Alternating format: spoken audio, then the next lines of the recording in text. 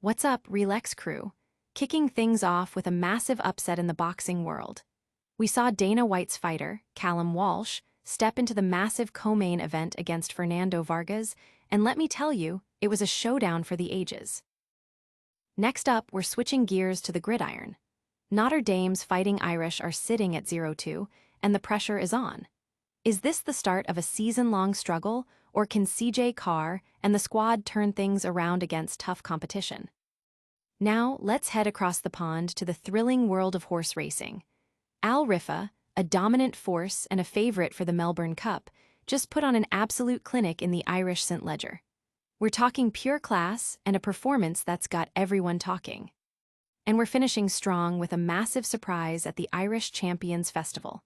Pat Foley and Luke McAteer pulled off an incredible upset with Tango flair, shocking the crowd at 51. You gotta see how this underdog story unfolded. Don't forget to like, subscribe, and hit that notification bell so you never miss a moment. Callum Walsh proves his mettle in Canelo vs. Crawford undercard. The boxing world was buzzing as Dana White's protege, Callum Walsh, faced off against the undefeated Fernando Vargas in the high-stakes co-main event of the Canelo Alvarez vs. Terence Crawford megafight. Both fighters entered the Allegiant Stadium with immaculate records, Walsh at 14-0 and Vargas at 17-0, setting the stage for a fierce super welterweight showdown. This bout was more than just a fight. It was a chance for Walsh, the 24-year-old Irish sensation backed by UFC promoter Dana White and trained by the legendary Freddie Roach, to prove his championship potential on the grandest stage of his career. Vargas, known as El Feroz, brought a fearsome reputation with 15 knockouts in his 17 wins, eager to hand Walsh his first professional loss. The tension was palpable as these two rivals, who clearly had bad blood, looked to settle their differences in the ring. Walsh, hailing from Cork, Ireland, aimed to extend his unbeaten streak to 15, while California's Vargas sought to maintain his perfect record. After a competitive and back-and-forth battle that went the full distance, it was Callum Walsh who emerged victorious via unanimous decision, securing the biggest win of his career and setting his sights on the division's top contenders.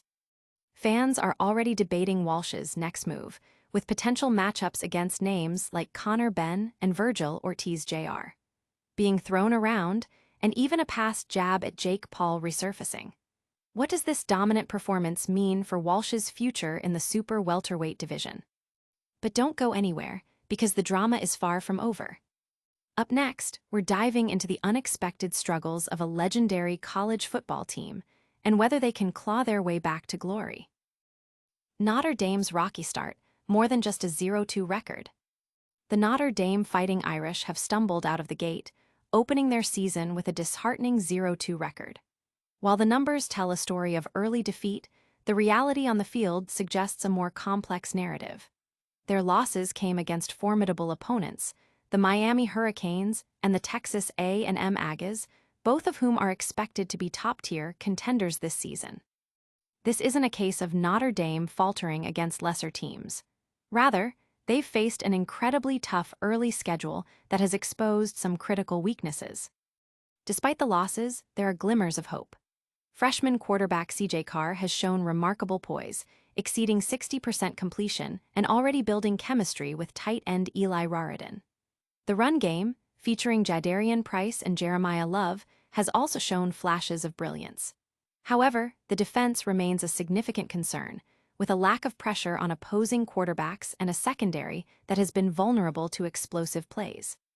These issues, while serious, are seen by many as fixable, stemming more from execution and pressure than a lack of talent. The path back to the playoff remains open, with a manageable schedule ahead featuring games against Purdue, Navy, Boston College, Syracuse, and Stanford. The true tests will come against USC and Arkansas. The crucial factor for Notre Dame is their ability to avoid any further slip-ups against teams they should beat, and to dominate their remaining games to impress the playoff committee, especially without a conference championship game to bolster their resume. Betting markets might offer value, as public perception could discount the team based on its record, rather than its potential. Will Marcus Freeman's squad overcome their early defensive woes and CJ Carr's development to secure a playoff spot? From the potential playoff picture to the roar of the crowd at the racetrack. Get ready for a breathtaking display of speed and stamina as we look at a champion horse setting its sights on a legendary race. Riffa's dominance paves the way for Melbourne Cup dreams.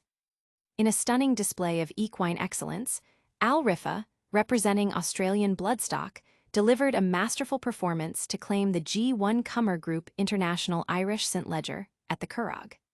As the only Group 1 winner in the field, Riffa lived up to expectations, surging past rivals under a perfectly timed ride from Dylan Brown McMonagle. The 3-1 shot powered to a commanding 4-length victory, leaving the competition in his wake and solidifying his status as a major contender for the prestigious 2025 Melbourne Cup. Trainer Joseph O'Brien praised the horse's temperament and ability to perform at the highest level, noting that Riffa has consistently proven his class throughout his career, including a previous Group 1 win in the Vincent O'Brien National Stakes and a strong showing against City of Troy. This victory marks a significant step up in distance for Riffa, and his effortless performance over the 14-furlong trip has the racing world abuzz with anticipation for his Melbourne Cup campaign. Jockey Dylan Brown McMonagle highlighted the horse's intelligence and turn of foot, stating that Riffa is a joy to ride and possesses all the attributes needed for success at the longest distances. Supporters and analysts are already dissecting Riffa's chances in the Melbourne Cup, acknowledging the challenge of carrying weight but expressing confidence in his proven stamina and winning attitude. The racing community is captivated by this exceptional galloper, with many eager to witness his journey to Flemington. Will Riffa conquer the race that stops a nation? But the upsets aren't over yet. We're heading back to the Curragh for a jaw-dropping shocker at the Irish Champions Festival. 51 shock, Tango Flair stuns at Irish Champions Festival. Day 2 of the Irish Champions Festival at the Curragh witnessed one of the biggest upsets of the season as Tango Flair, trained by Pat Foley and ridden by Luke McAteer, triumphed in the Irish Stallion Farms EBF Bold Lad Sprint Handicap at staggering odds of 51. This victory is a significant achievement for Foley, who is looking to build his flat racing string, especially after his father's legacy with the national hunt legend Danolly. Tango Flair, who had finished third in the same race last year, capitalized on favorable ground conditions, a stark contrast to initial fears of heavy rain. Jockey Luke McAteer delivered a masterful ride, guiding the horse to victory over the favored Big Gossie, trained by Charles O'Brien, who had to settle for second place for the second time in 3 renewals. Trainer Pat Foley expressed relief about the ground conditions, revealing that they had considered withdrawing Tango Flair if the forecast had held true. He highlighted that the horse was running off a lighter weight than the previous year and performed admirably, exceeding expectations. This win is a massive boost for Foley's flat racing ambitions, proving that his stable can produce top-level performers. The flat racing community is celebrating this incredible underdog story, showcasing the unpredictable and thrilling nature of horse racing. Can this underdog spirit inspire more success for Pat Foley's stable?